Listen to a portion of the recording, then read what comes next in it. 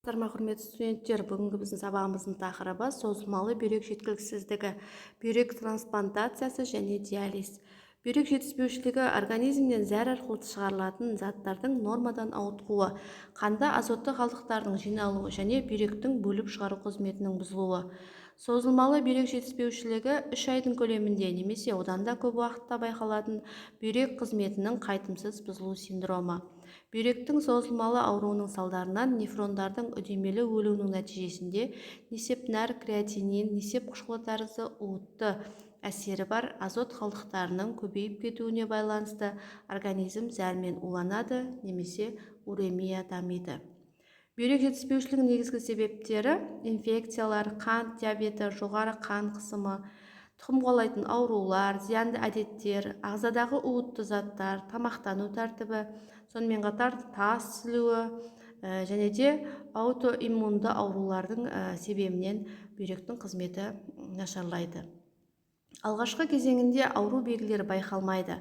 Тек 80-90% нефрондарды жоғалтқанда әлсіздік, шаршау, никтурия, түнде жиі несеп шығару, несептің көп шығарылуы, тәулігіне 2-4 литр несеп шығару, терінің қышуы, бұлшықеттің тартылуы тәрізді созылмалы бүйрек жетіспеушілігі белгілері байқалады.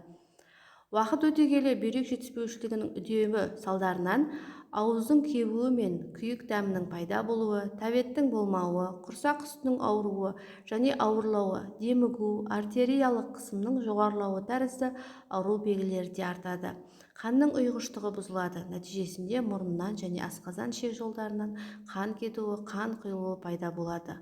Созылмалы бүйрек жетіспеушілігі белгілерін анықтау үшін зертханада жалпы қан талдауы, қанды биохимиялық талдау, несеп талдамасы, шумақтық сүзілу жылдамдығы, яғни Реберг-Тареев сынамасы тәрізді зерттеулер жүргізіледі.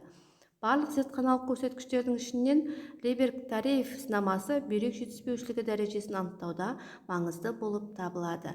Себебі ол бүйрек қызметінің күйін сипаттайды.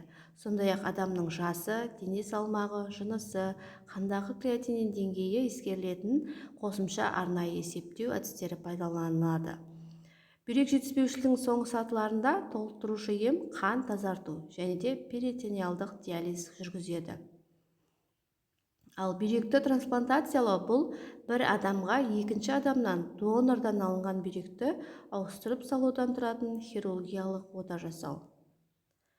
Бүйректі ауыстыру 1902 жылы жүзеге асқан болатын.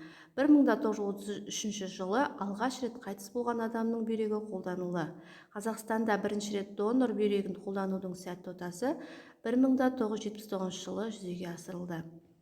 Бүйректі трансплантациялаудағы қарсы көрсеткіштер донор лимфоциттерімен айқас, иммунологиялық реакция, трансплантатты қабылдамау, қатерлі жаңа түзілімдер, белсенді жұқпалы аурулар, яғни туберкулез, АИТВ, инфекция, белсенді асқазан жарасы секілді, сонымен қатар созылмалы психоз. Осымен сабағымыз аяқталды. Назар қойып тыңдағандарыңызға рахмет.